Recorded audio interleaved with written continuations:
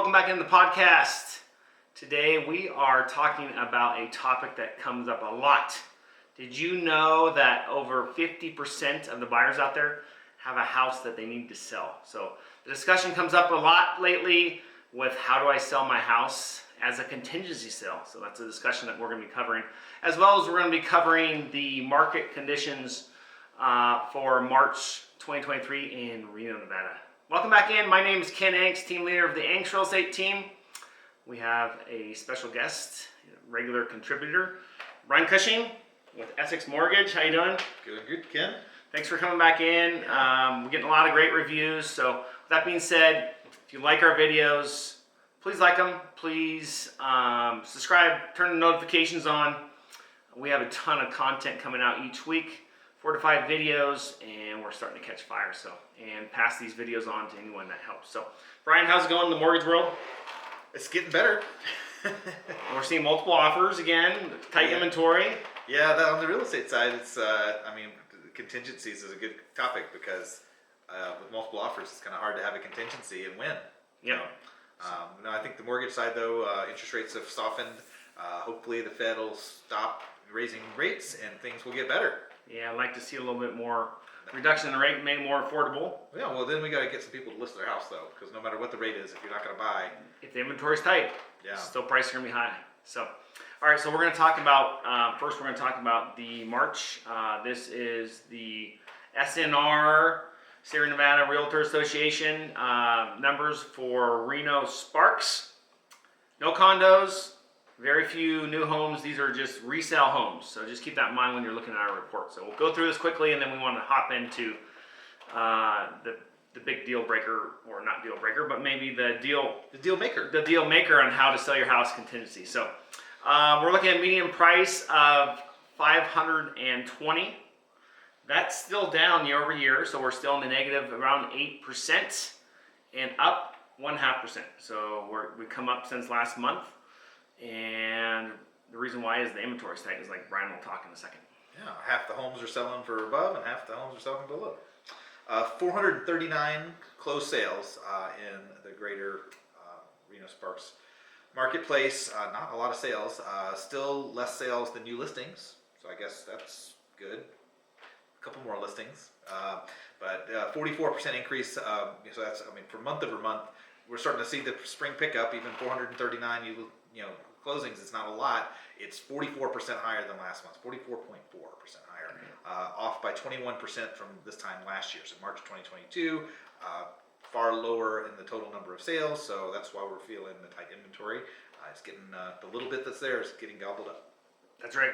And I think that the winter, spring is sprung, so we're starting to see more listings. So that's a good thing. Hopefully, April rolls around, we see the numbers, they'll increase as well. So yeah. So median days of contract. It was up there around 40. So what I'm talking about is once you put your house on the market, how many days it takes to get in the contract. So it was up to 40 to 50 in the wintertime. Just a couple months ago. Yes, people weren't looking. Interest rates were higher, so there was a lot of pressure, and houses were sitting. So it's still up 280% year over year. So we're not selling. Last year it was 4 days. And then we're up around. We're down 41%, so we saw a significant drop from last month, right? From last February. month, yeah. So, but it's still taking the median house to sell. Sellers need to keep this in mind, around almost 3 weeks. So after it hits the market, so that's interesting. Let's skip list price received because we don't like that one. How about what's the median home price per square foot? Yeah, so median sold home, so of the closed homes, $289 per square foot.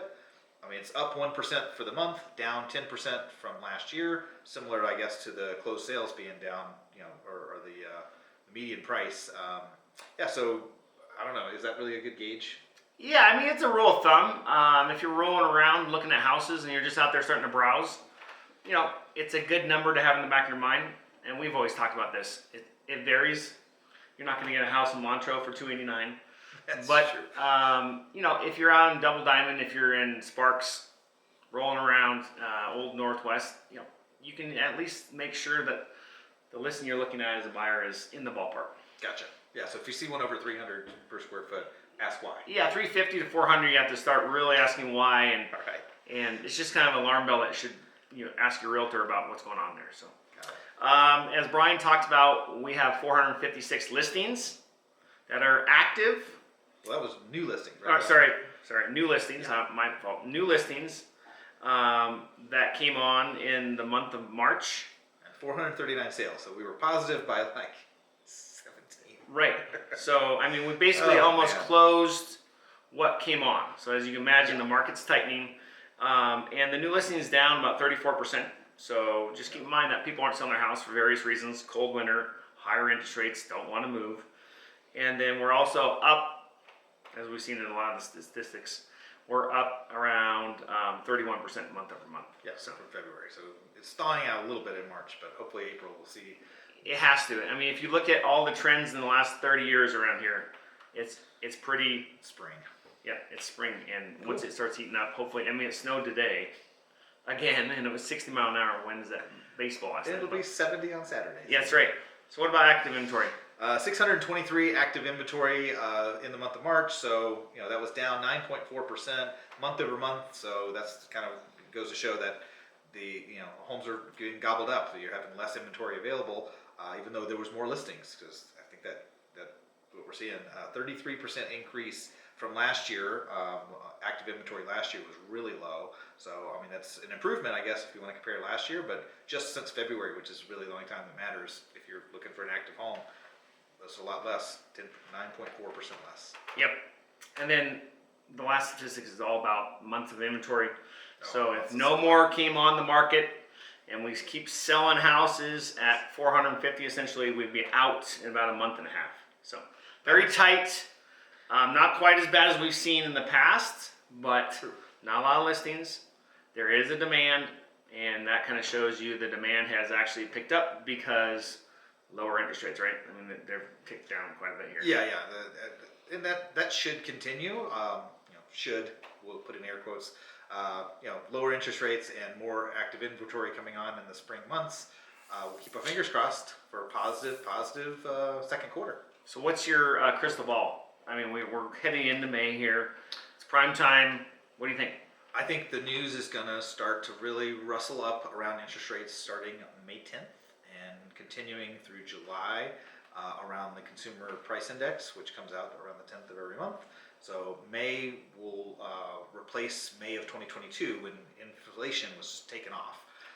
So I think that we're going to get more positive news. So really, I think that people's willingness to put their house on the market and want to go buy is limited by the fear factor that you hear about, like some people will hear that there's very few listings available or new listings come up for sale and just say, well, it's not worth looking, right? And they put themselves on the sidelines. But the more positive energy and positive news that you hear, hey, interest rates are falling, home inventory is picking up, that will get people active, and hopefully the warmer weather will just keep people get out of the house and go visit open houses on a Sunday or a Saturday if you can get them listed. So lower interest rates, more inventory. I think it'll be a perfect storm. I think the spring second quarter is going to start to really come together. That's and if you look at generally over the history of our market, it's very cyclical. So there we go. So that's what I'm saying too. That's my prediction. But it rolls right into our very important topic. We get this question a lot. As I mentioned at the top, 50% of all buyers out there have a house that they currently own. Either a rental or a house that they need to probably sell, good equity to get in the next one. Yeah. And there's fear. Because they want to find, with how many houses is available? 600 houses available. Where are they going to move? Where are they going to move? Because they don't want to give up their existing house until they find their home. So, well, I mean, is that an old wife sale? Could you really sell yourself out of a house? Like, it's your contract to accept an offer. So, I don't know. So we'll talk about that. That's a really good point. So we're going to talk about how to do a contingency offer if you have a house to sell and are looking to do it. So you're in the right place. All right, good. So first of all, I'm going to ask Brian some questions, see if he's up for the task. You ready? All right. First and most, what is a home contingency? You do some lending, obviously. What do you see? What is it? Well, I mean, by definition, you need the money from the sale of your home, so it's contingent upon that closing to take place to liquidate your funds to put them in escrow for the one you're buying. So that'd be contingent upon sale. There's other contingencies, I guess, right? But I'm just talking about contingent sale. So Contingent sale. that's a pretty good, awesome definition. Basically, what we're dealing with a lot, and our clients are people downsizing.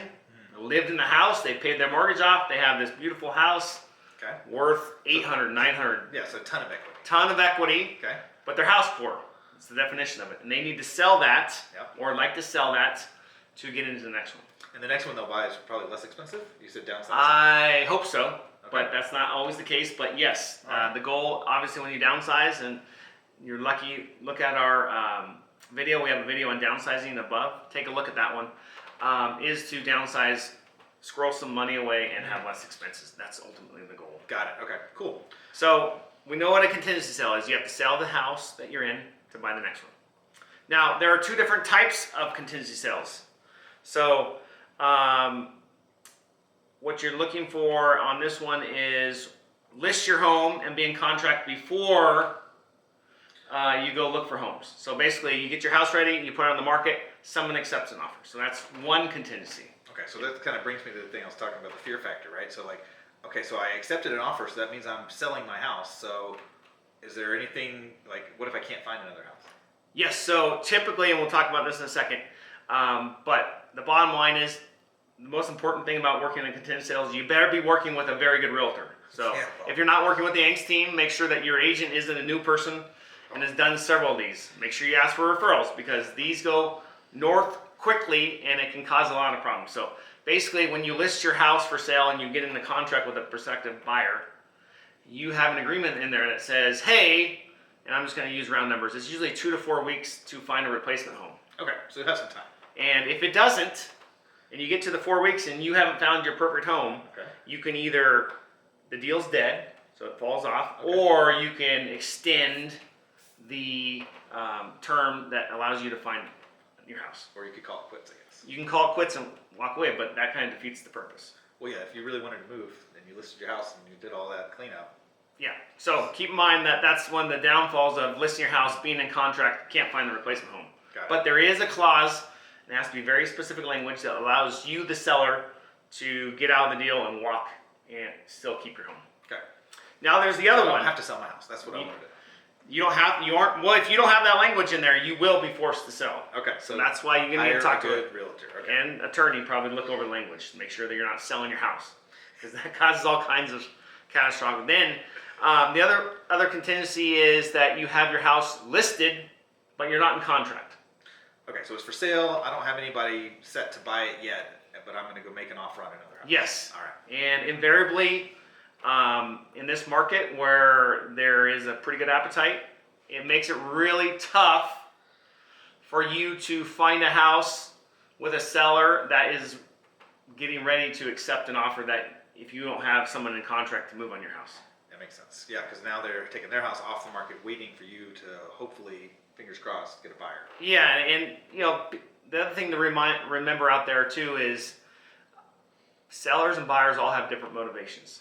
So it might behoove someone to take one where they sit for 2 to 3 weeks and let you find someone to come in. But I'm just here to tell you, most sellers, if I'm representing you, we want to see someone that's in contract, ready to go. Okay, yeah, that makes sense. So So you all have right, a weaker offer if you haven't gotten your home sold. That's what you're saying. yeah, you're in a weaker spot, because if someone comes in with cash or a regular loan, So isn't there, like, I've heard of it, this is not the right term, a bump clause? Is that the thing? I don't know what a bump clause is. What is Oh, it? I've heard of this where you have, okay, so you make the offer contingent upon your home selling. You know, so the house is listed, but it's not sold, right? You're in contract as the buyer. I represent mostly buyers, or all buyers. Sometimes they're selling a house too. But in this case, they were worried that they wouldn't sell their home. So it took them, like, I think it took 3 weeks to get their home sold from an out-of-state sale.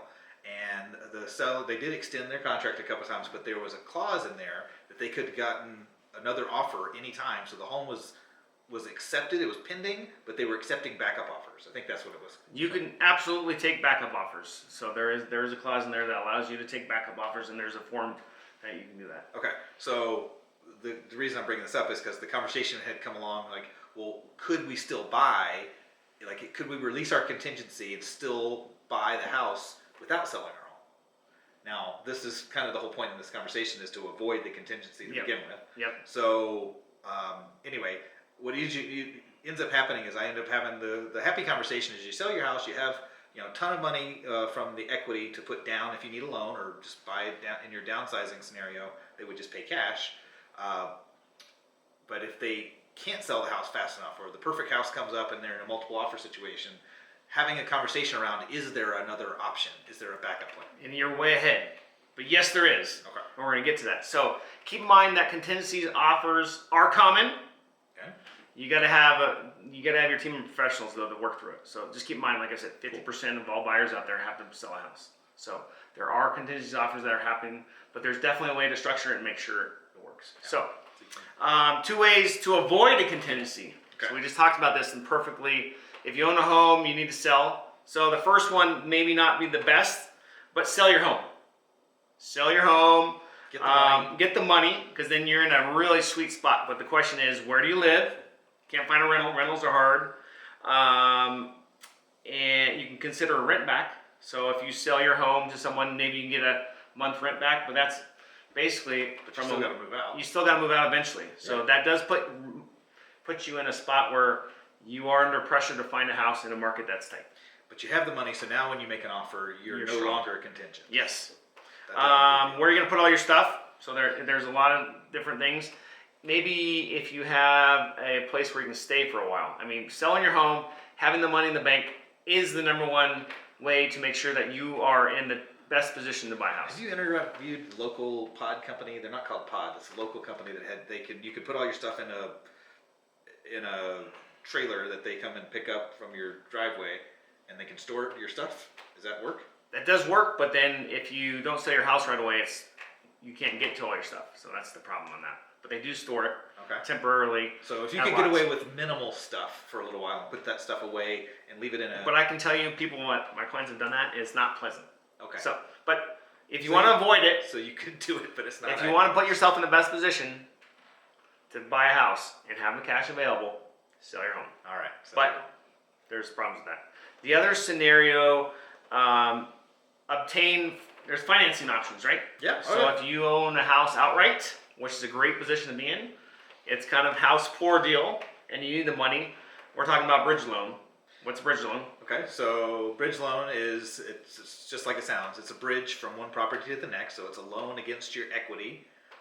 It could be a home that's free and clear, or it could be a home with a smaller loan to value on the existing loan, and you can tap into your equity, and it's going to be due and payable. So you have X amount of time, typically 6 months, up to a year, that you will be accruing interest on this loan at a not very pretty interest rate, but you can get the money. You can get access to some of the equity, not 100% of the equity, because that would put the lender in a really poor loan to value. Right.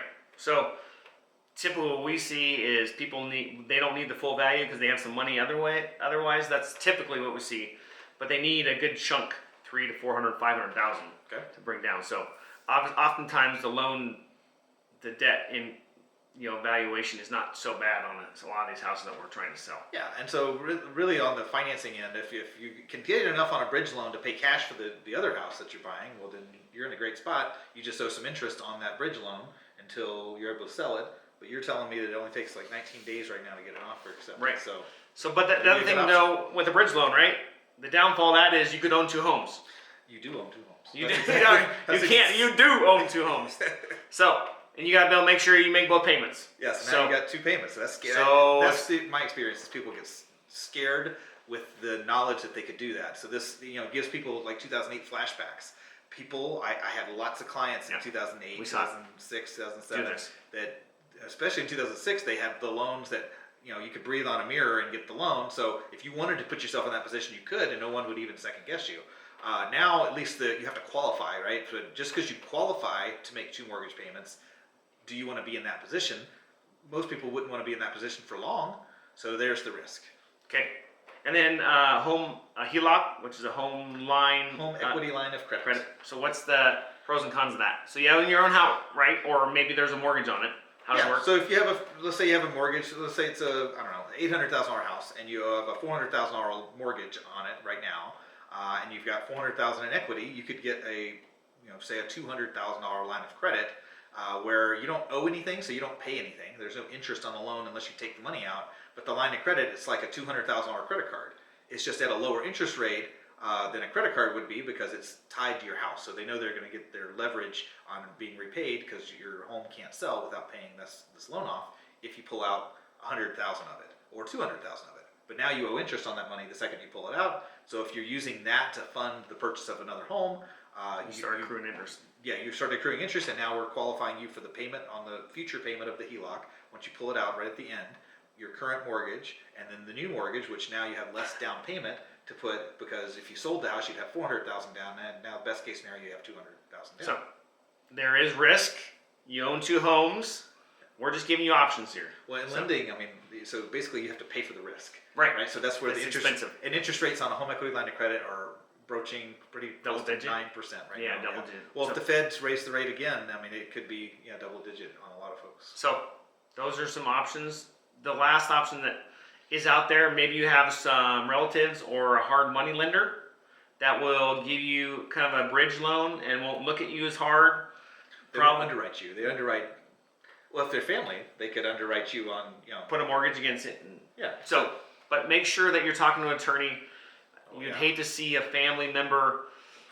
It can create problems if you're not. What's the old saying? Don't mix business with pleasure. Amen to that. So those are the 2 or 3 different ways that you can get away without a contingency. And those are viable options, but you got to know the ins and outs and really understand, make sure you can afford it. Well, if you have a savvy family member that has a lot of money, right?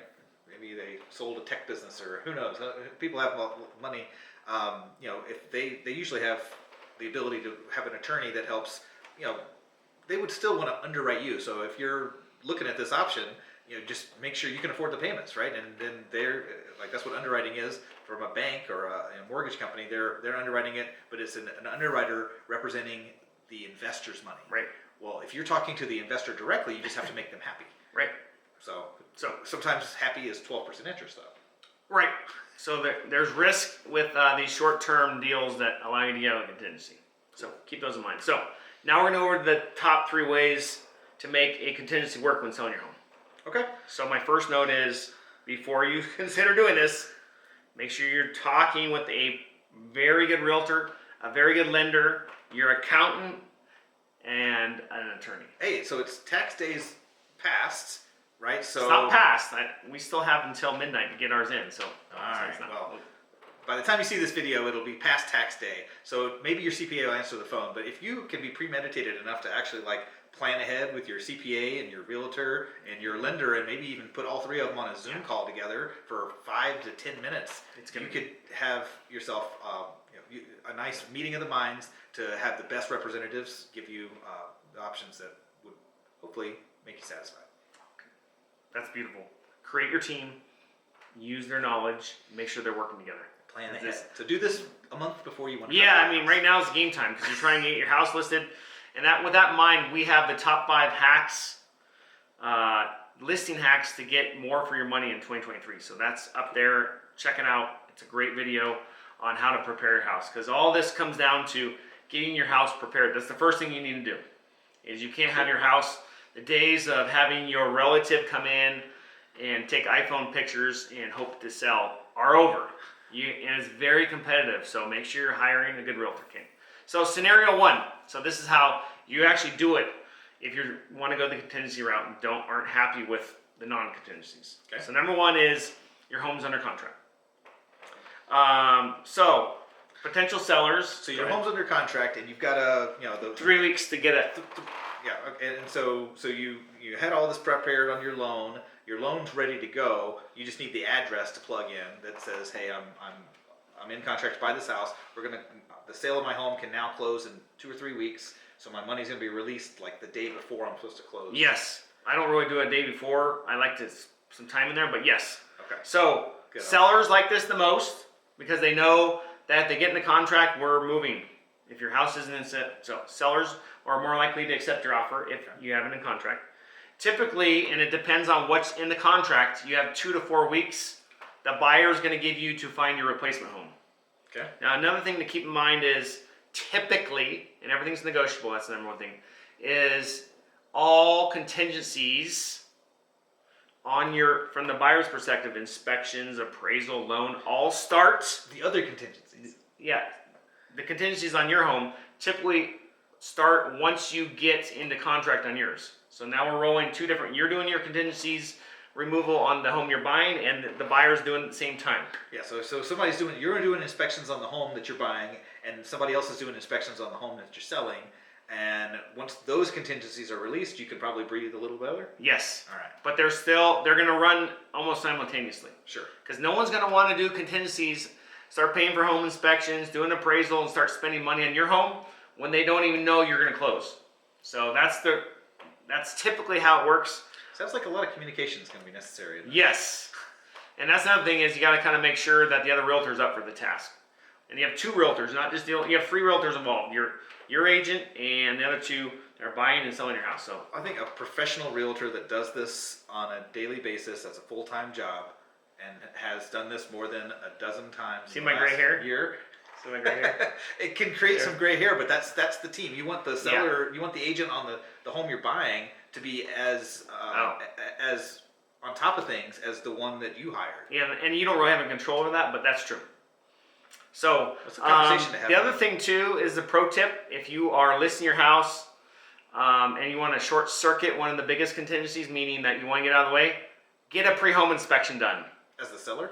As the seller. Oh yeah, that'd be smart. So you can remove it. You can have an inspector come in. You can fix everything, and then when you get a buyer in, before they even put an offer in, you can say, here's a home inspection. Here are all the things we fixed. And we see this is particularly important right now because we had a huge winter. So if you're buying a house above Thomas Creek, you can guarantee that they have roof damage, they have landscape damage, they have water probably underneath their crawl space. So if you're not doing a home inspection ahead of time to mitigate these, it creates problems because you don't want someone to find out, you're going along in both transactions and you find out that there's stuff that you don't want to fix. So, pro tip. Stuff that's wrong with your house, and that's get just it done. Cost you money. Now, I want to be very clear. That doesn't necessarily mean that the buyer is going to use your home inspection, but it generally helps you identify the big problems, and you can be well on your way to removing that. That sounds like one of those pro realtor tips, right? Yep. That's because you're marketing your house, and you want the pro realtor representing the buyer that's going to eventually buy your house to cut out as many of the stops as possible. And if you can keep removing as many contingencies as possible, it makes it smoother. And then if you don't have a replacement home, you got to make sure the language is in there when you have a buyer come in. Make sure it's in additional terms. Have your attorney look it over and your realtor. I would have the attorney and the realtor look it over.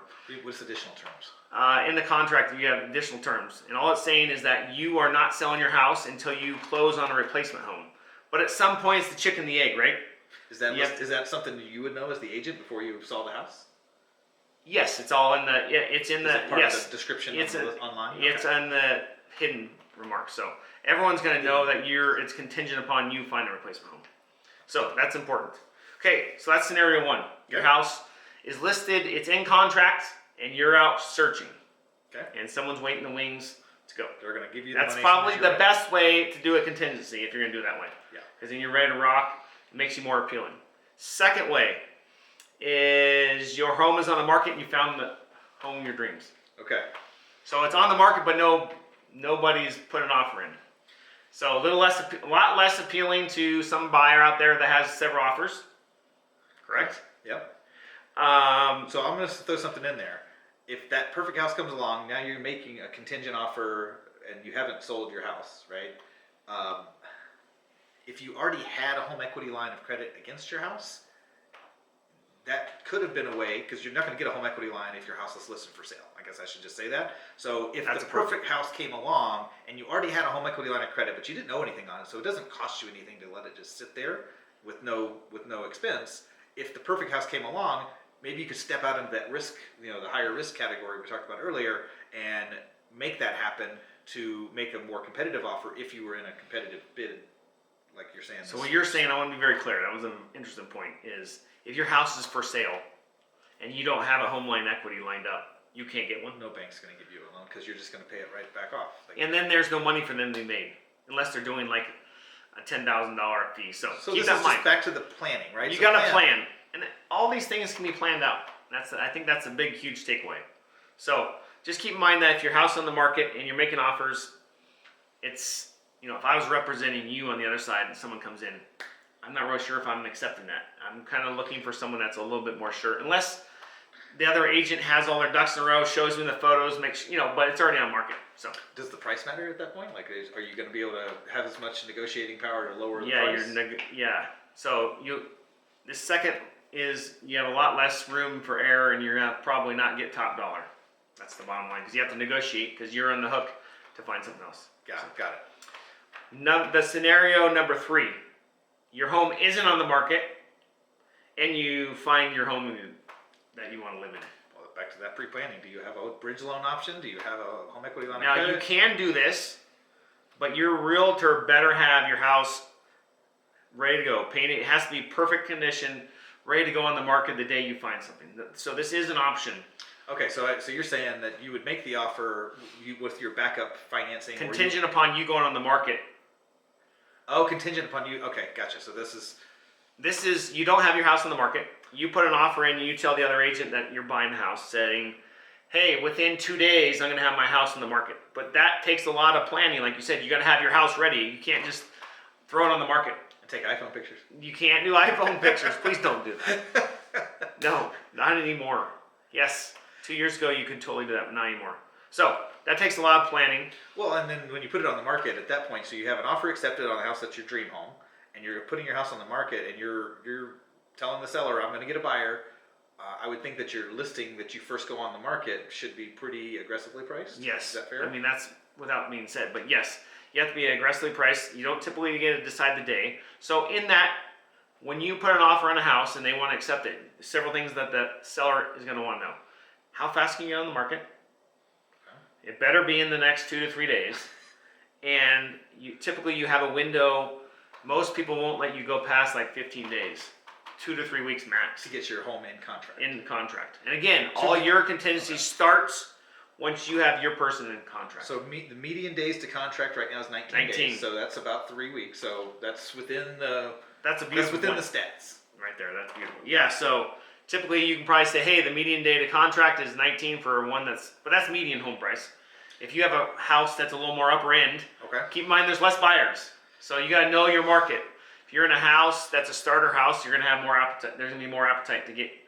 So just keep that in mind. If you're trying to sell and downsize, and you're looking at $1 million, $2 million, $3 million, there's not as many buyers. All right, I've got a future video idea. Let's do the stats on million plus homes. Next time we'll do it. We'll do it as a separate one. So cool. So those are the different ways. Again, make sure you have your team in order. Make sure that you're planning. This is not something that you can just decide 1 week and go the next. It takes several weeks of planning. Oh, you mean if I saw the house at an open house on Saturday and called on Monday and said, "Hey, I can't help you," because it's not going to work. You got to plan this out. We're planning this out for a lot of our clients that we've been working with since the winter. Yeah. So keep that in mind. But I want to end with 3 different pro tips. Okay. So these are this is where the secret sauce is, and that's what sets us different from our competition is. Never accept a contingency sale on a contingency sale. And Brian's like thinking, what does that mean? What does that mean, Brian? You mean like somebody else has got to sell their house, and then they're making you an offer to buy your house, and then you're contingent upon them selling their house, but the person buying their house still hasn't even sold their house yet. Yeah, so don't ever do... I think they call that a daisy chain or a dominoes or something. Don't ever do that.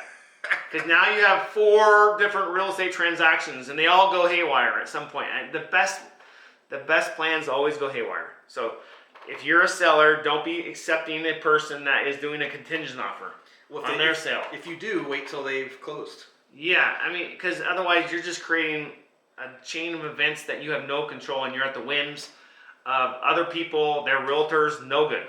So don't accept a contingency upon a contingency. No deal. Fair. Make sure your house is ready to go. So don't think that you can just call your realtor. Don't call us. I'd love to talk to you, and have me list your house next weekend. Now, there are some OCD, you know who my clients are out there, that their house was literally ready. But these people don't have kids, and they have OCD. You know who you are, and I appreciate that. It was beautiful, but the high, 90% of the people need some work done in their home. Get a home inspection, get the photos, even to market it correctly now. Well, it's April, so maybe just do an early spring cleaning. Get your housekeeper. And we have all these people. That's the beautiful thing is we can help you with this, but we need time because now the people are getting busy too. So get it done sooner than better. Cool. But give me some time to help because even to typically market a house now, drone, video, all that is 5 to 7 days. So make sure the final one. We've talked about this a lot. We'd love to help you, but even if you don't want to use us, you think that you have a friend that's better, interview them. Questions are asked: how many contingent sales have you done in the last 2 to 3 years? Look up their history. Make sure they sell houses. Make sure that they're sophisticated enough because even some of my best clients, things go haywire. You can talk to them. Not our fault. People don't want to move, or people fall out of contract, and things can go really haywire if you're not very careful with this contingency sale. So, any last thoughts? Yeah, I think long video, but plan ahead, plan weeks ahead, plan months ahead if you can. If you really have a desire to sell a house, start now with inquiring and interviewing lenders, realtors. Yeah, make sure the professionals are in place. Then, yeah. We'll make the move a lot smoother, and then it'll all be worth it once you get into the new house.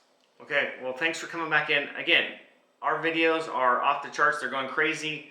A lot of people liking them. If you find this video useful and you know someone that is in this situation that could benefit from this, please forward it.